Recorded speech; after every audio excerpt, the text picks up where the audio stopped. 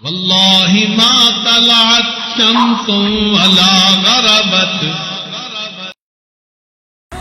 جو انسان اللہ تعالیٰ کی نافرمانی کرتا ہے اللہ تعالیٰ اس کے ماتحتوں کو اس کا نافرمان بنا دیتے ہیں. آج خاوند شکوہ کرتا ہے کہ بیوی بات نہیں سنتی، بیٹی بات نہیں سنتی. مالک شکوہ کرتا ہے کہ مزدور کام اچھی طرح نہیں کرتے. بنیادی وجہ ہم اپنے مالک کی نافرمانی کرتے ہیں، اس کے بدلے اللہ تعالیٰ ہمارے ماتحتوں کو ہمارا نافرمان بنا دیتے ہیں.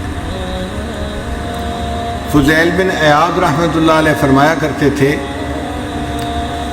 کہ جب کبھی میرا گدھا میری بات ماننے سے انکار کرتا ہے تو میں غور کرتا ہوں کہ مجھ سے کہاں گناہ سرزد ہو گیا جس کا اثر میرے گدھے کے اوپر آ کر پڑا ہے.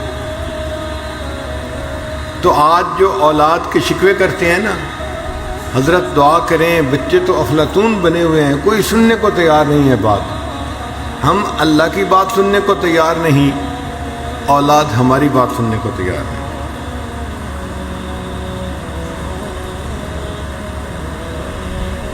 انسان اس کو محسوس کرے یا نہ کرے مگر کہیں نہ کہیں اس کو گناہوں کی وجہ سے سزا مل رہی ہوتی ہے. بنی اسرائیل کا ایک عالم تھا،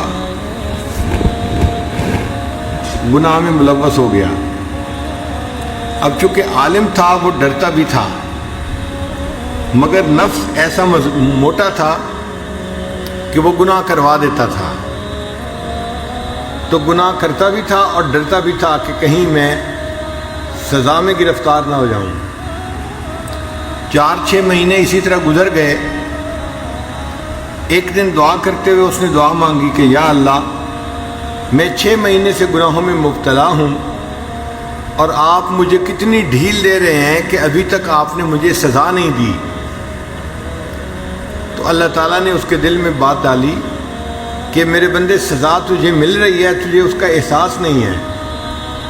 تو وہ بڑا حیران ہوا، مجھے اس گناہ کی کون سی سزا مل رہی ہے؟ تو پھر بتایا گیا کہ جب سے تو نے یہ گناہ کیا ہے ہم نے رات کے آخری پہر کے مناجات کی لذت سے تمہیں محروم کر دیا ہے.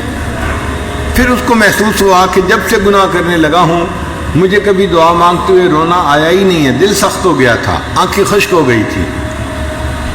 وہ اس کو سزا ہی نہیں سمجھ رہا تھا اور اس کو سزا مل رہی تھی.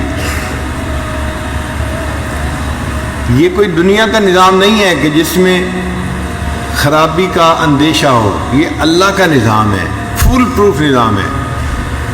ہم نے دیکھا ہے کہ جن ملکوں میں قانون اتنا سخت نہیں اپلائی ہوتا وہاں پہ عوام شور مچاتے ہیں.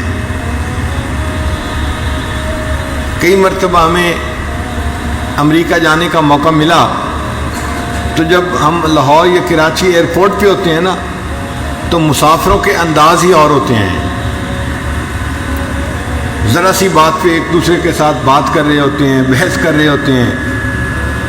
ایسے لگتا ہے جیسے کسی کو کسی کا ڈر خوف ہے ہی نہیں، کیونکہ ہر بندہ سمجھتا ہے کہ اگر کچھ ہو گیا تو میرے پولیس میں کنٹیکٹ ہیں، حکومت میں میرے کنٹیکٹس ہیں، تو میں اپنے مسئلے کو حل کر لوں گا.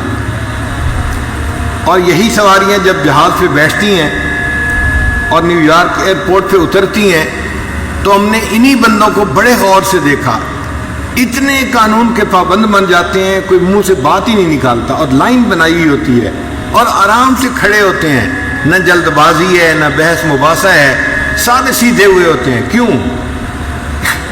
اب ان کو پتہ ہے کہ یہاں قانون کی گرفت ہے، اگر ہم کچھ کریں گے تو ہمیں فوراً سزا ملے گی.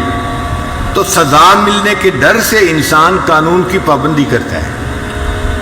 اگر ہمارے دل میں یقین پکا ہو جائے کہ ہم اگر گناہ کریں گے تو اللہ تعالیٰ اس کی ہمیں سزا دیں گے، ہم گناہوں سے بچیں اور اللہ کے قانون کی پابندی کرنے والے بن جائیں.